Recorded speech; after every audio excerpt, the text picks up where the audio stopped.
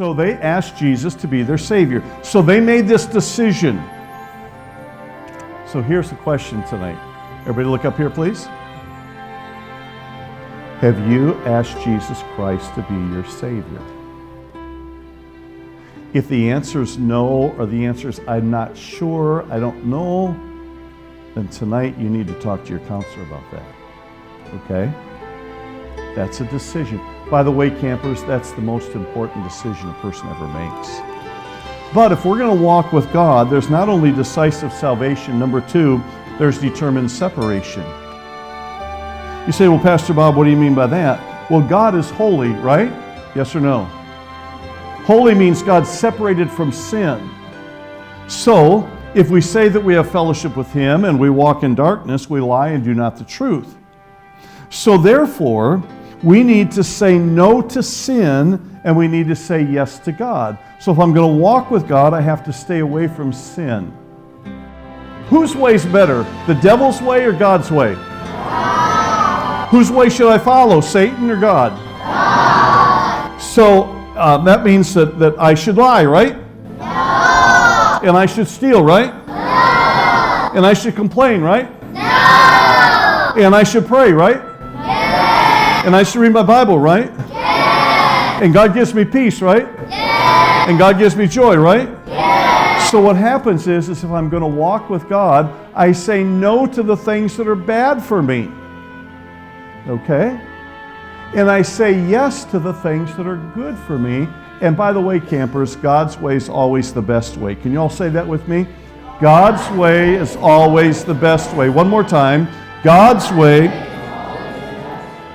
Ephesians chapter 6, verse number 1. All right, if you don't know this verse, shame on you, okay? As a parent, as a child, you should have known this verse, all right?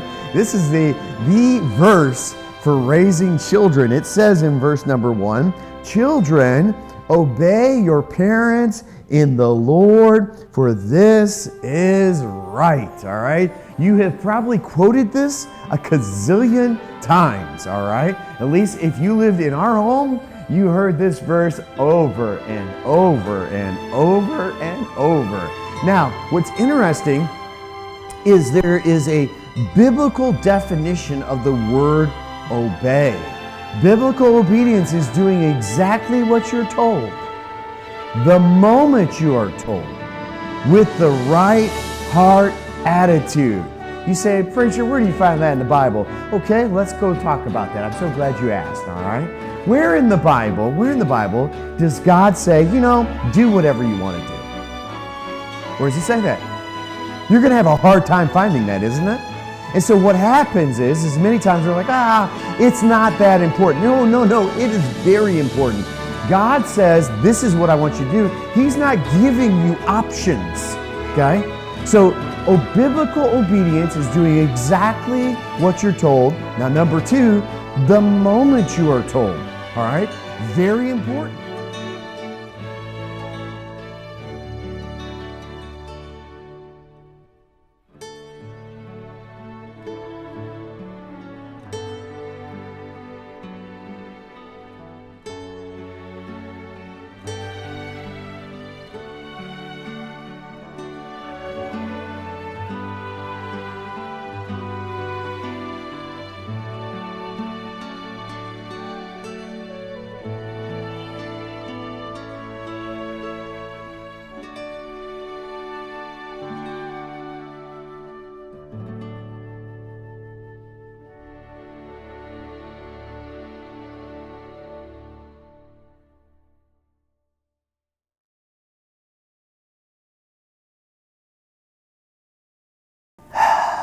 The Codex.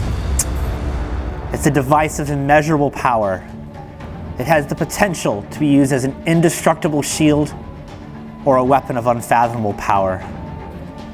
For many years, I've traveled the world searching for the Codex, and I have come up short every single time.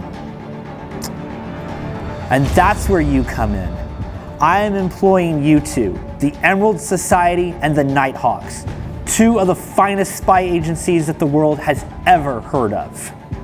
You must find the Codex and retrieve it for me. Do this, and you will be greatly rewarded. But beware. There are those that are also searching for the Codex, and the consequences of them finding it would be disastrous, both for you and the world as we know it. Find the Codex and retrieve it for me. I will be waiting.